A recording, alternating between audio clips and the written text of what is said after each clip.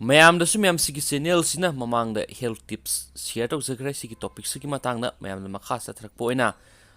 ꯃꯌꯥꯝꯗ part 2 and 3 ꯁꯤꯌꯔ ꯇꯧꯖꯒꯦ ꯁꯤꯒꯤ ꯇꯣꯄꯤꯛꯁꯤ ꯃꯌꯥꯝ ꯏꯁꯥꯒꯤ ꯑꯋꯥꯡꯕ ꯑꯃꯁꯨꯡ ꯆꯍꯤꯒꯤ ꯃꯇꯨꯡ ꯏꯟꯅ ꯍꯛꯆꯥꯡ ꯀꯌꯥ ꯌꯥꯝꯅ ꯂꯨꯝꯐꯝ ꯊꯣꯛꯄꯒꯦ ꯍꯥꯏꯕꯒꯤ ꯃꯇꯥꯡꯁꯤ ꯃꯌꯥꯝꯗ ꯑꯗꯨꯛꯀꯤ ꯃꯇꯤꯛ ꯀꯥꯟꯅꯕ ꯐꯪꯕ ꯍꯦꯜꯊ ꯇꯤꯞꯁ ꯑꯃꯅꯤ ꯍꯥꯏꯅ ꯃꯌꯥꯝꯅ ꯑꯩ ꯈꯟꯖꯩ ꯑꯗꯨꯒ ꯃꯌꯥꯝꯁꯤ ꯄꯥꯔꯠ 1ꯁꯤ ꯃꯃꯥꯡꯒꯤ ꯇꯣꯄꯤꯛꯇꯩꯅ ꯁꯤꯌꯔ ꯇꯧꯖꯈ꯭ꯔꯕꯅꯤ ꯁꯤꯒꯤ ꯃꯈꯥ ꯆꯠꯊꯔꯛꯄ ꯑꯣꯏꯅ ꯄꯥꯔꯠ 2, 3 ꯃꯌꯥꯝꯗ ꯁꯤꯌꯔ ꯇꯧꯖꯔꯛꯀꯦ ꯏꯁꯥꯒꯤ ꯑꯋꯥꯡꯕ ꯑꯃꯁꯨꯡ ꯆꯍꯤꯒꯤ ꯃꯇꯨꯡ ꯏꯟꯅ ꯍꯛꯆꯥꯡ ꯀꯌꯥ ꯌꯥꯝꯅ ꯂꯨꯝꯐꯝ ꯊꯣꯛꯄꯒꯦ ꯑꯅꯤꯁꯨꯕ ꯁꯔꯨꯛꯅꯤ ꯃꯌꯥꯝ ꯃꯗꯨꯒꯤ ꯃꯈꯥ ꯆꯠꯊꯔꯛꯄ ꯑꯣꯏꯅ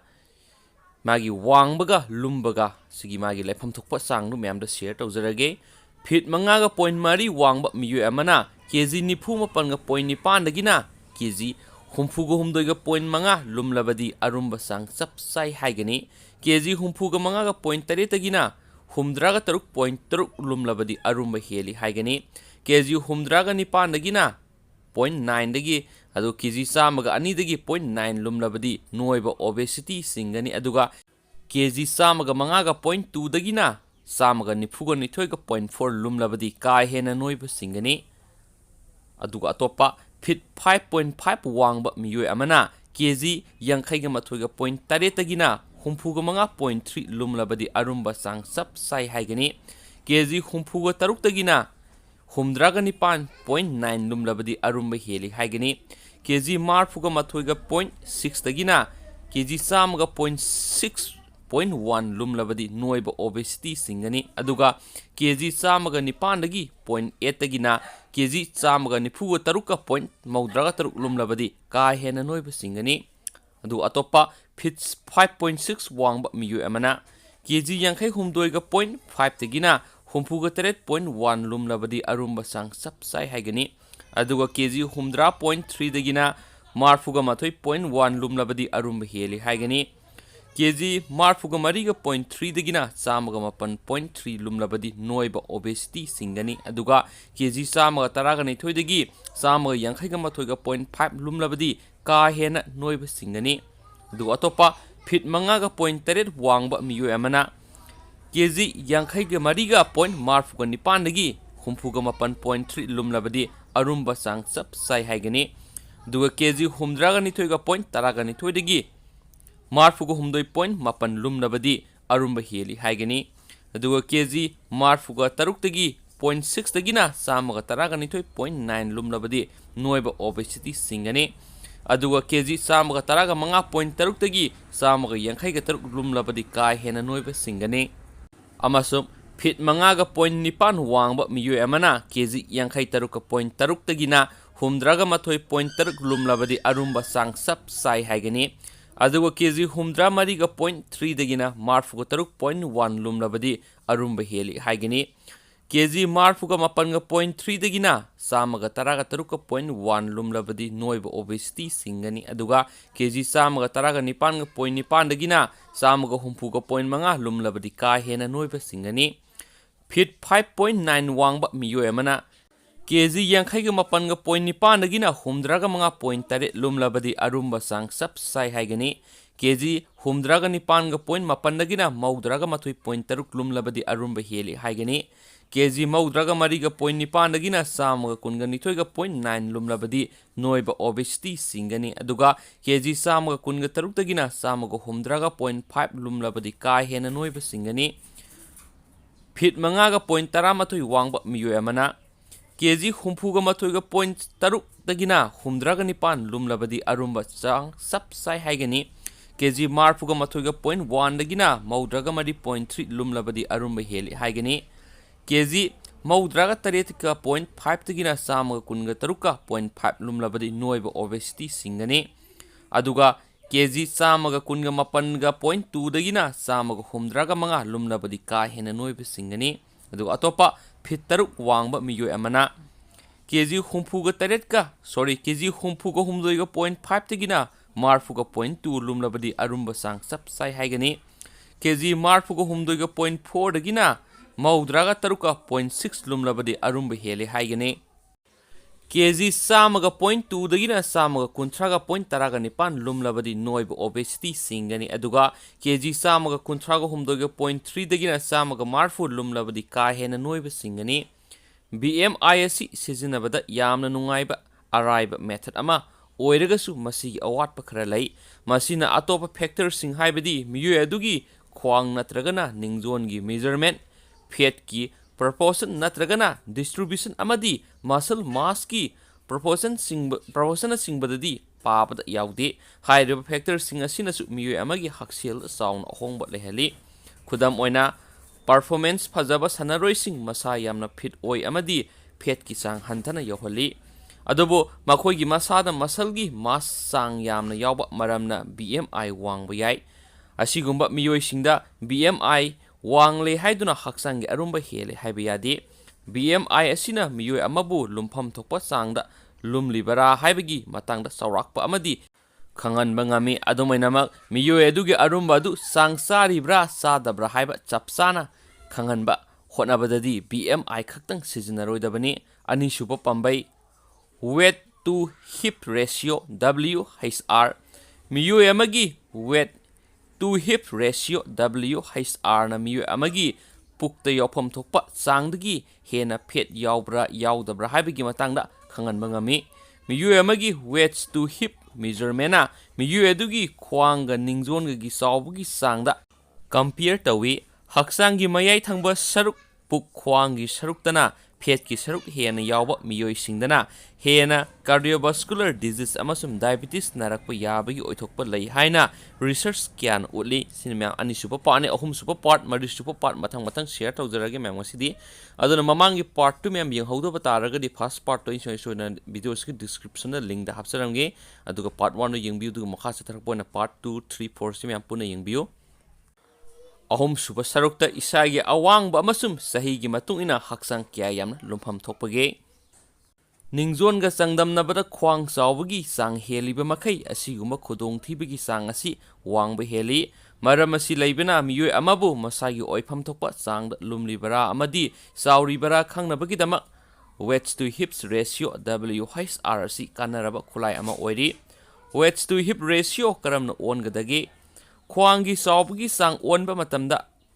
khoigi hek mathak khwangi na khwaidigi sengsinba maphamda ongani khwangi chawbagi sang adu ningzon gi khwaidigi chawba maphamda onbada phangba chawbagi sang aduna yenthokani divide tawgani karigumba miyoy amagi khwangna inchi kungani pan chawraba aduga ningzona inchi kunthraga taruk chawrabadi kungani panda kunthraga tarukna yenthokpada 0.77 phangi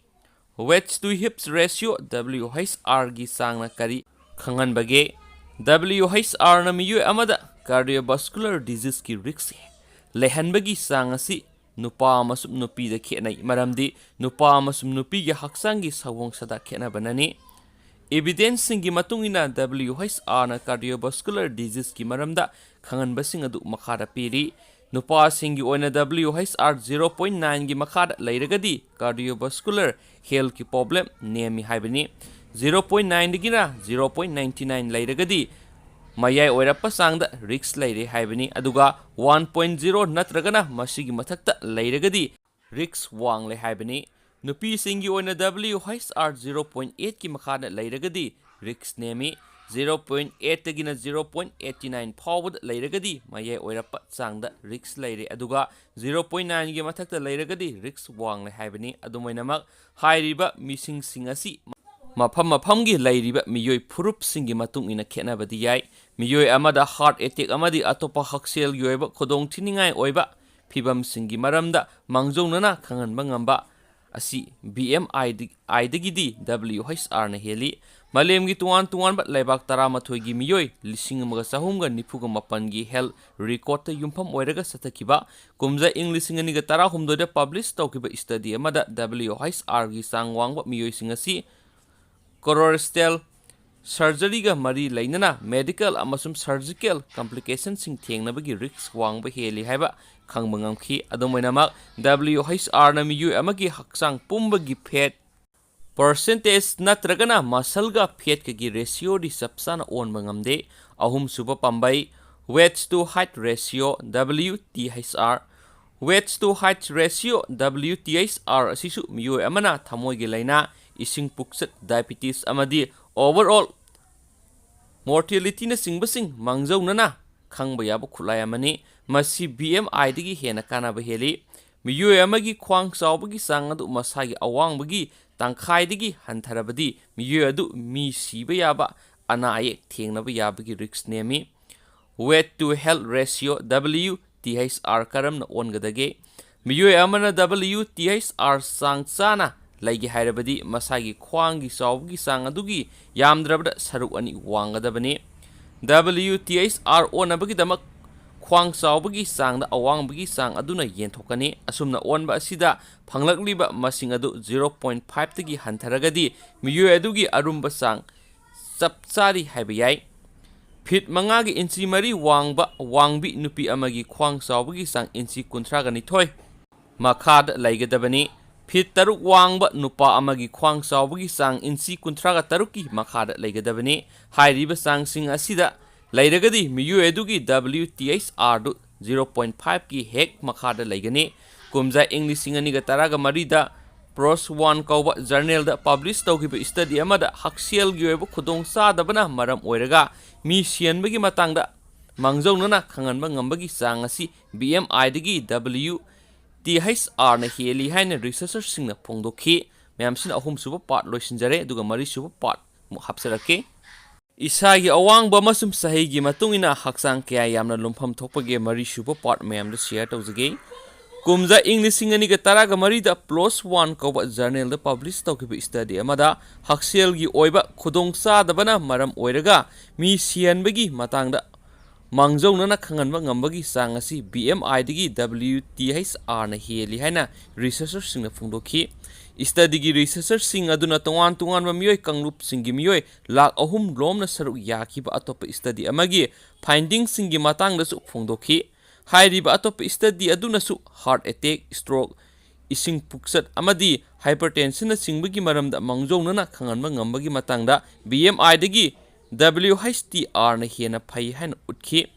ꯈ꯭ꯋꯥꯡ ꯆꯥꯎꯕꯒꯤ ꯆꯥꯡꯁꯨ ꯑꯣꯟꯕ ꯃꯤꯖꯔꯃꯦꯟꯠꯁꯤꯡ ꯑꯁꯤ ꯃꯤꯑꯣꯏ ꯑꯃꯒꯤ ꯍꯛꯁꯦꯜꯗ ꯂꯥꯛꯀꯗꯕ ꯔꯤꯖꯜꯠꯁꯤꯡ ꯈꯪꯅꯕꯒꯤ ꯑꯐꯕ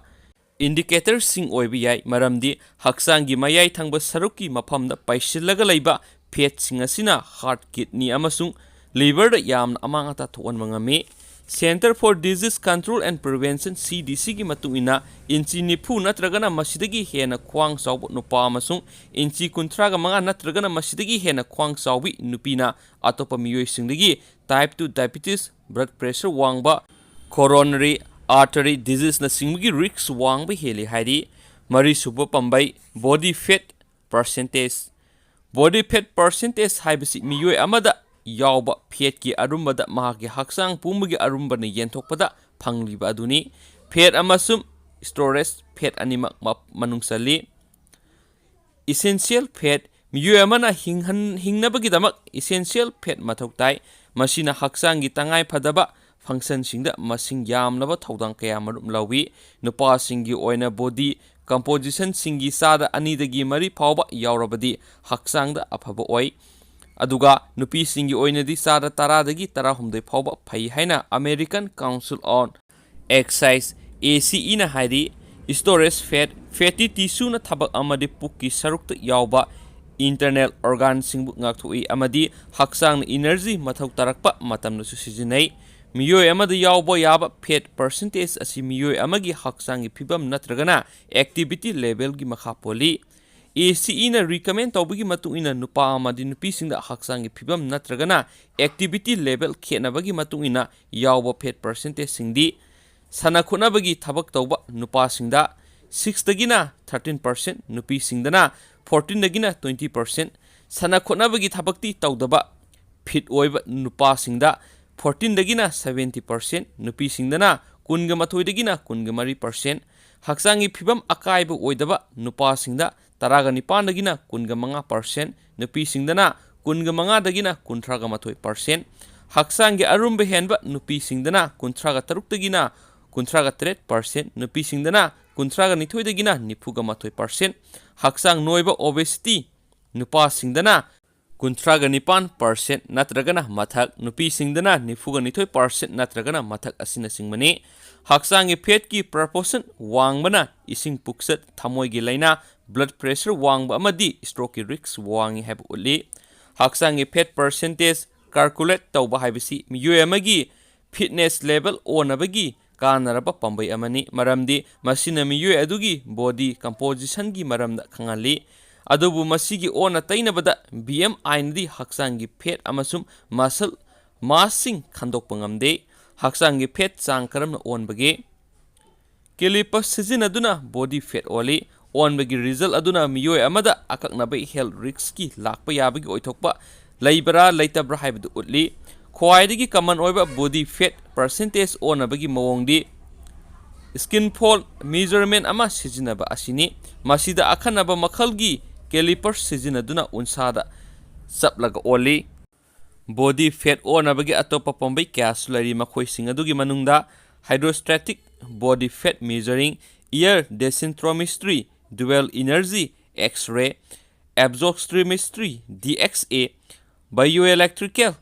impedance analysis panbayai makhoi singasina samada sama sapsana haibadi ngamdi adubu satnaba yaba resulti piba ngami hainasu sumna hai khangai singna share to bire mem ngsi part 4 pokine makha tarakpa mem na nungai ragadi mathang mathang part sing khumjin jara kana mem share to jara ken thank you